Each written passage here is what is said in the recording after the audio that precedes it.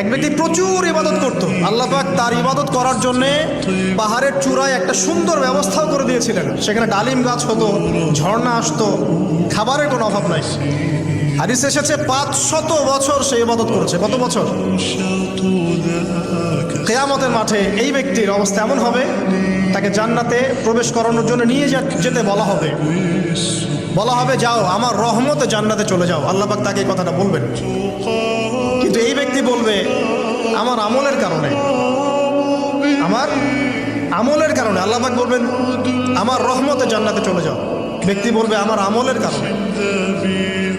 আল্লাহ রাব্বুল আলামিন তখন তাকে দেওয়া সমস্ত নেয়ামতগুলোকে এক পাল্লায় করবেন, আর তার সমস্ত আমলকে আরেক পাল্লায় করবেন।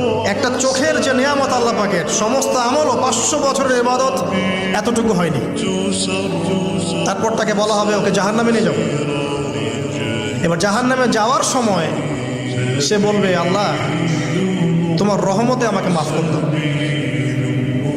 তখন আল্লাহ পাক তাকে আবার ডেকে নিয়ে আসবে, বলবেন যে তোমাকে যে আমি ইবাদত করার জায়গা করে দিয়েছিলাম, এটা কি তুমি নিজে করেছো না আমি করেছি? সে বলবে আপনি করেছেন। তোমাকে যে আমি সৃষ্টি করেছিলাম তখন কি তুমি কোনো আমল করেছিলে? বলবে না। তাহলে তোমাকে যে সৃষ্টি করেছি আমি, এটা কি তোমার আমলের কারণে? না।